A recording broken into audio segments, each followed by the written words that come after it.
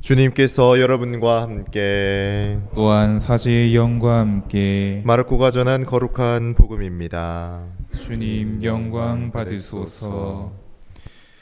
무교절 첫날 곧 파스카 양을 잡는 날에 제자들이 예수님께 스승님께서 잡수실 파스카 음식을 어디에 가서 차리면 좋겠습니까? 하고 물었다. 그러자 예수님께서 제자 두 사람을 보내며 이르셨다. 도성 안으로 가거라. 그러면 물동이를 메고 가는 남자를 만날 터이니 그를 따라가거라.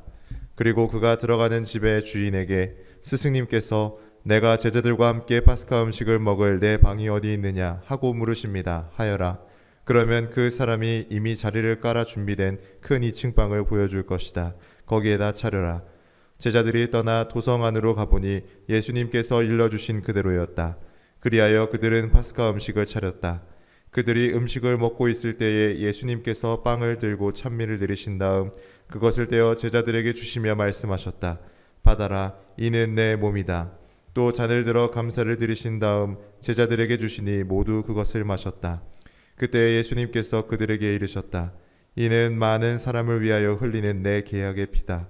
내가 진실로 너희에게 말한다. 내가 하느님 나라에서 새 포도주를 마실 그날까지 포도나무 열매로 빚은 것을 결코 다시는 마시지 않겠다. 그들은 찬미가를 부르고 나서 올리브 산으로 갔다. 주님의 말씀입니다. 그리스도님 찬미합니다. 찬미 예수님.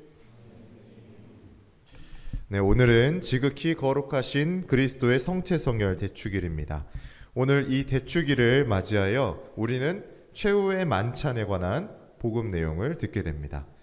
예수님께서는 제자들에게 파스카 음식을 차릴 곳을 알려주십니다. 예수님의 말씀대로 따라가 보니 과연 그대로 파스카 음식을 차릴 수 있게 됩니다. 예수님께서는 제자들과 함께 빵과 포도주를 나누십니다. 우리는 이 만찬의 장면이 굉장히 극적인 장면으로 기억하고 있습니다. 하지만 당시 유다인들이 보기에는 예수님의 파스카 만찬 장면은 그다지 새로운 장면은 아니었습니다. 왜냐하면 그 사람들이 원래부터 해오던 축제 모습이었기 때문이죠. 그럼에도 우리는 왜 이 최후의 만찬을 특별한 것으로 받아들이고 있는 것일까요? 오늘 복음에서 예수님께서 해주시는 말씀이 완전히 새로운 것이기 때문입니다.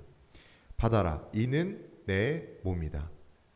이렇게 말씀하시면서 빵을 떼서 제자들에게 나눠주십니다.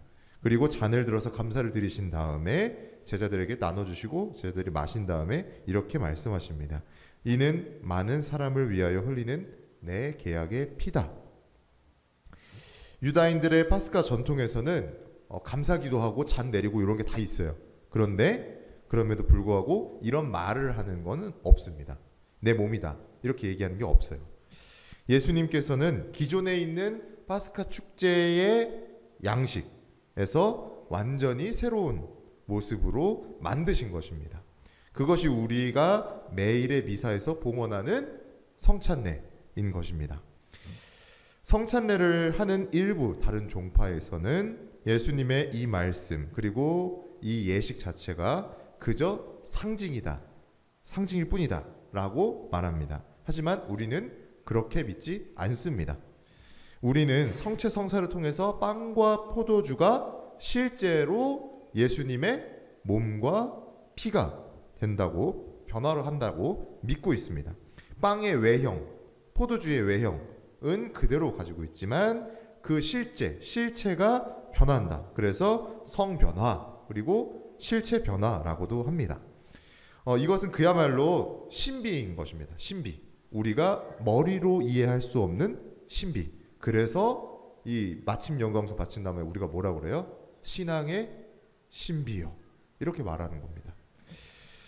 마틴 루터 종교개혁 이후에 그 반등으로 우리 가톨릭 교회에서는 트리엔트 공의회가 열리게 됩니다.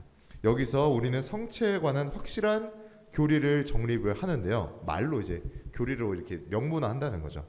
여기서 성체 안에서 그리스도는 단지 상징으로 존재하는 것이 아닌 실제적으로 존재한다라고 말하였습니다. 상징은 그야말로 어떤 추상적인 것을 어떤 구체적인 것을 보여주기 위해서, 예를 들어서 사람들이 멈춰라 라고 하는 상징은 뭐예요? 신호등에서 빨간색. 그러니까 빨간색이 멈추라는 그 자체는 아니잖아요. 그런데 신호등을 보면 우리가 멈춰야 되는구나 하는 것을 알게 되듯이 그게 빨간색이 멈춤의 상징 아닙니까?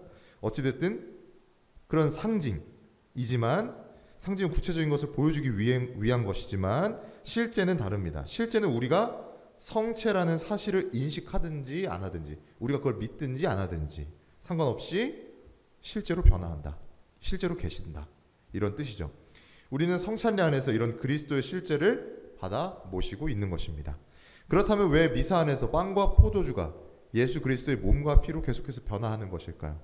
그것이 우리한테 도대체 무슨 중요한 의미가 있는 것일까요? 이는 구원의 역사가 2000여 년 전에 머물러 있는 것이 아니라 바로 지금 여기에서 함께하는 미사에서 구원의 제사가 다시 재현되기 때문에 중요한 것입니다. 단순히 역사적인 사건이 아니라 우리가 참여하고 바로 지금 여기서 목격하고 바로 지금 구원의 제사가 다시 그리스도를 통해서 이루어지는 것입니다. 때문에 역사 박물관에 구원의 제사가 이렇게 전시되고 우리가 구경하러 가는 것이 아니라 우리의 삶과 함께하는 중요한 사건인 것입니다. 여전히 사람들은 예수님을 눈으로 저 예수님 눈으로 뵙고 싶습니다, 이렇게 말하는 분도 있습니다. 그렇게 만나보았으면 좋겠다라고 바라는 사람들이 있고, 그러면 내가 변화될 것 같다라는 생각을 하는 것이죠. 하지만 그렇지 않습니다.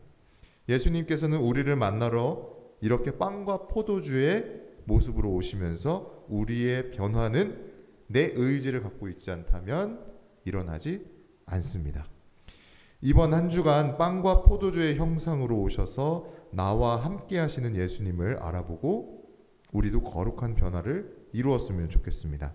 우리가 주님을 받아 모시면서 점점 더 그리스도를 닮아가야 하겠습니다. 누구든지 이 빵을 먹으면 영원히 살리라. 아멘.